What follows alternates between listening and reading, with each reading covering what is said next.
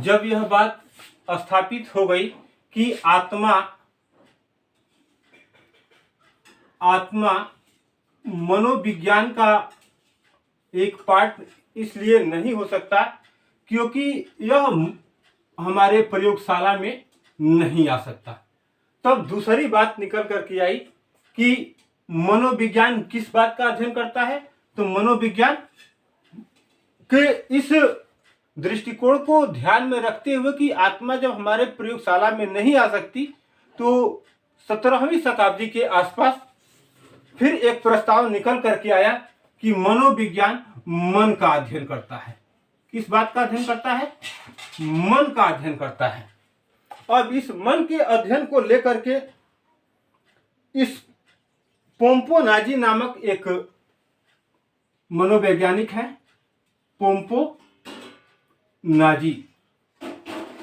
पोम्पोनाजी ने एक प्रस्ताव दिया कि मनोविज्ञान मन का अध्ययन करता है। अब इस मन के अध्ययन को लेकर के हॉब्स, लॉक और स्पिनोजा, इसके समर्थन में कौन कौन आया? हॉब्स, लॉक और स्पिनोजा, यह तीन लोग इसके समर्थन में आए और कहे कि मनोविज्ञान मन का अध्ययन करता है। अब मन के अध्ययन पर बात करेंगे कि यह मन का अध्ययन कैसे करता है। यह 17वीं शताब्दी की बात है। थोड़ा सा ध्यान रखेंगे कि 16वीं शताब्दी में और यह 17वीं शताब्दी में आया। 17वीं शताब्दी में पोम्पोनाजी ने इस बात को प्रमाणित करने की कोशिश की हॉब्स, लॉक और स्पिनोजा की सहायता से कि मनोविज्ञान मन का विज्ञान है। या सीटेट, बीटेट या सुपरटेट में ऐसे प्रश्न पूछे जाते हैं कि मनोविज्ञान मन का विज्ञान है, इसके समर्थक कौन कौन हैं, या निम्न में से इसके समर्थक नहीं है। जैसे यह चार अगर आप पोम्पोनाजी, हॉब्स, लॉक और स्पिनोजा यह दे दिया तो इसमें से तीन ही का नाम देगा और एक विकल्प आपसे दे सकता है कि उपरोक्त सभी या सभी, या कोई एक नाम दे सकता है। तो आप थोड़ा सा उस दृष्टिकोण से भी ध्यान में रखेंगे कि पोम्पोनाजी, हॉब्स, लॉक और स्पिनोजा यही चार लोग समर्थक थे किसके? कि मनोविज्ञान मन का विज्ञान है। अब थोड़ा सा ध्यान देते हैं कि जब हम अपने परिवार में रह रहे होते हैं तब, या एक विद्यार्थी अपनी कक्षा के अध्ययन और अध्यापन के दौरान अपनी कक्षा में जब उपस्थित होता है तो उसके साथी कुछ खेल प्रतियोगिता के प्रयोजन से कहीं बाहर एक टीम के थ्रू गए हुए होते हैं, या बच्चे के परिवार में कोई कार्यक्रम है, कोई फंक्शन है, या उसे कहीं बाहर जाना है, कोई भी एक कंडीशन हो सकती है। तो बच्चा क्लास में रहने के बावजूद भी चिंतन बाहर कर रहा होता है, उसका मन और मस्तिष्क बाहर गया हुआ होता है। बहुत बार क्लास में ऐसा होता है कि बच्चा बैठा हुआ है लेकिन वह उसका शरीर वहां पर है, मन और मस्तिष्क उसका कहीं और विचरण कर रहा होता है। तो क्या मन पर हम नियंत्रण रख सकते हैं? कुछ खाने के मामले में जब हम मार्केट में या किसी रेस्टोरेंट या होटल में खाने की बात करते हैं तो मन करता है कि हम यह खा लेते, लेकिन जेब में उतने पैसे नहीं है। हम भी वहां गए होते लेकिन हम जा नहीं पाए, दुर्भाग्य से हम क्लास में हैं, हमको उस रिलेशन में जाना है, मन कह रहा है वहां पर क्या हो रहा होगा। तमाम ऐसी बातें मस्तिष्क में आती रहती हैं। अगर ऐसा कुछ हो पा रहा है तो क्या हम मन पर नियंत्रण रख पा रहे हैं? क्या मन को समझाया जा सकता है? क्या वह मन हमारे प्रयोगशाला में आ सकता है और जैसा हम चाहें वैसा वह करेगा?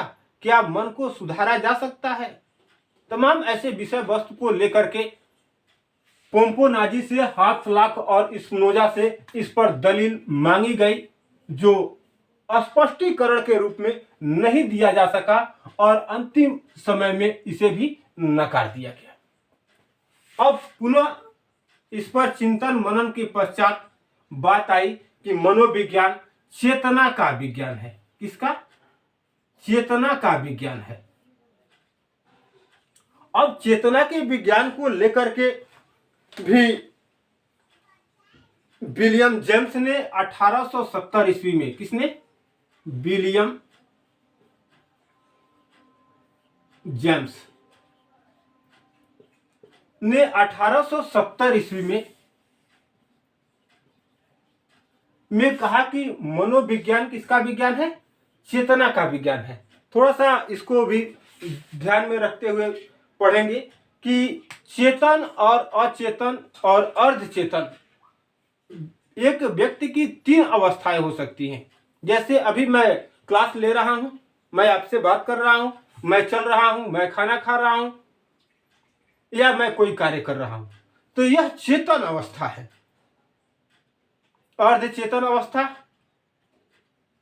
व्यक्ति दुनिया से विदा हो चुका है, व्यक्ति सो रहा है, बेहोश हो गया है, वह अर्धचेतन अवस्था है। हम चेतन अवस्था में हैं। अर्धचेतन अवस्था, बेहोश का हो जाना, सो जाना। कुछ लोग सोते हुए चलते रहते हैं, जिनको छत पर सोने की मनाही होती है कि वह अर्धचेतन अवस्था में है, उसे कुछ पता नहीं है, तो वह अर्धचेतन हो गया। तो इसमें चेतना के अंतर्गत किसकी बात की जा रही है? हम बात कर रहे हैं तो हम चेतन अवस्था में है, इसकी बात की जा रही है। व्यक्ति सोते हुए चल रहा है, उसकी बात की जा रही है। व्यक्ति बेहोश हो गया, उसे कुछ पता नहीं है, क्या उसकी बात की जा रही है? चेतन अर्धचेतन मन की जब बात होती है तो उसके अंतर्गत एक और बात आ जाती है, थोड़ा सा ध्यान देंगे। चेतन, अर्धचेतन और अचेतन। अब विलियम जेम्स से पूछा गया कि 1870 में जब आप यह बता रहे हैं कि चेतना की बात होगी, तो इसमें से किसकी आप बात कर रहे हैं? क्या व्यक्ति बात कर रहा है, खाना खा रहा है, चल फिर रहा है या अपने कार्य को कर रहा है? क्या आप उसके संबंध में दलील देना चाहते हैं कि इसका यह अध्ययन करेगा मनोविज्ञान? या जो व्यक्ति बेहोश हो गया है, जो व्यक्ति सोते हुए चलता है या किसी कारणवश वह उसका मन मस्तिष्क ठीक प्रकार से काम नहीं कर रहा है, उसके बारे में आप चर्चा कर रहे हैं? या व्यक्ति जो इस दुनिया को छोड़ करके चला गया हमेशा हमेशा के लिए, अचेतन अवस्था में है, जिसे कभी उठाया नहीं जा सकता, जगाया नहीं जा सकता, क्या आप उसके बारे में बात कर रहे हैं? विलियम जेम्स 1870 में, यानी कि 18वीं शताब्दी के अंतिम समय तक इस बात का उत्तर विलियम जेम्स के द्वारा नहीं दिया गया और अंतिम समय में इसे भी नकार दिया गया कि मनोविज्ञान चेतना का या चेतन का अध्ययन नहीं करता है। अभी भी समस्या वहीं पर थी।